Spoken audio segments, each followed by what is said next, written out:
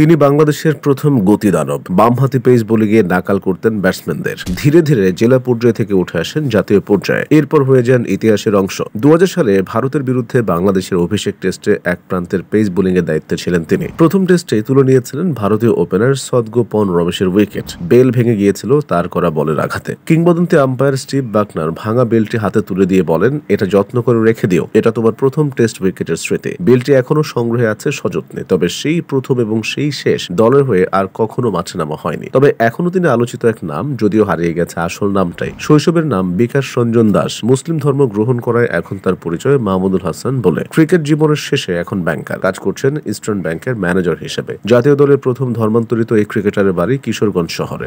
ধর্ম পরিবর্তনের পেছনে আছে একজন তরুণী। ঢাকা বিশ্ববিদ্যালয়ে পড়ার সময় ভালো লেগে যায় তাকে। পরে প্রণয়, সেখান থেকে বিয়ের সময় ইসলাম গ্রহণ করে বিকাশ রঞ্জন থেকে মাহমুদুল হাসান হয়ে যান। নতুন নামের অর্থ আল্লাহর প্রশংসিত ব্যক্তি। আছে আরো দুজন ব্যক্তির ভূমিকাও, জাতীয় দলের সাবেক সদস্য রাজেন সালে এবং আকরাম খান। মাহমুদুল বলেন, ক্রিকেটার রাজেন সালে আমার খুব কাছের বন্ধু। খেলার ফাঁকে এবং নানা সময় তার নিয়মিত নামাজ আদায় আমার উপর প্রভাব ফেলে। একসময় আকরাম ভাই আমাকে দরুদে হাজারি পড়তে বলেন। এরপর আমি ইসলাম ধর্ম গ্রহণ করি। ইসলামের সঙ্গে পরিচয় অবশ্য শৈশব থেকেই। কিশোরগঞ্জে বন্ধুদের বেশিরভাগই মুসলমান। তিনি বলেন, ইসলাম ধর্ম ভালো লাগতো। মুসলমানদের ধর্ম পালন রীতি আকর্ষিত করতো তাকে। পরে ইসলাম নিয়ে আমি পড়াশোনা করে জ্ঞান অর্জন করি। পাল্টে যাওয়া এই জীবন নিয়ে দারুণ সন্তুষ্ট মাহমুদুল। তিনি বলেন, আল্লাহর রহমতে অনেক ভালো আছে। ইসলামে দীক্ষিত হওয়ার পর আমি যে বিষয়টি উপলব্ধি করতে পেরেছি, এর মতো শান্তির ধর্ম আর কোনোটি নেই। এই পরিবর্তনের জন্য ত্যাগও স্বীকার করতে হয়েছে যথেষ্ট। ছাত্র জীবনে যোগাযোগ পর্যন্ত বন্ধ করে দিয়েছিলেন পরিবারের সদস্যরা। টিউশনি করে তখন ঢাকায় টিকে থেকেছেন। পরে অভিমান ভুলে মা বাবার সঙ্গে সম্পর্ক পুনঃস্থাপিত হয়। স্কুল জীবনে ক্রিকেটে হাতে খড়ি। বামহাতে ফাস্ট বোলিং এর পাশাপাশি ডান হাতে বেশ ভালো ব্যাটিং করতেন। খেলেছেন বাংলাদেশ অনূর্ধ্ব 19 দলের হয়ে। প্রথম শ্রেণীর ঘরোয়া ক্রিকেটে 1999-2000 মৌসুমে ঢাকা বিভাগের পক্ষে অভিষেক। পরে খেলেন বরিশালের হয়ে। সে বছরই জাতীয় দলে জায়গা করে নেন। 2004-05 মৌসুম পর্যন্ত প্রথম শ্রেণীর ক্রিকেট এবং ক্লাব ক্রিকেট খেলেন। ক্রিকেট ক্যারিয়ারের শেষের দিকে লেগ স্পিনার বনে যান। তারপর মন দেন পড়াশোনায়। এখন ব্যাংকের কর্পোরেট ক্রিকেট লিগে খেলে যাচ্ছেন। কিশোরগঞ্জ ভিত্তিক একটি ক্রিকেট একাডেমির সঙ্গেও জড়িত তিনি। জাতীয় দলের একসময়ের সহযোদ্ধা মেহরাব হোসেন অপি এবং হাসিবুল হোসেন শান্ত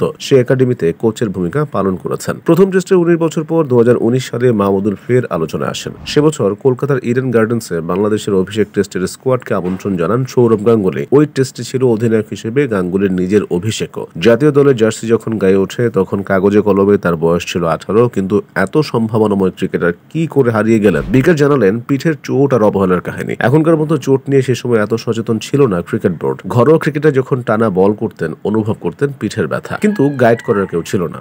বোর্ড থেকেও পাননি কোনো সহায়তা। এখনো আক্ষেপ বয়ে বেড়ান, ঠিকঠাক সাহায্য পেলে হয়তো খেলা ছাড়তে হতো না তাকে।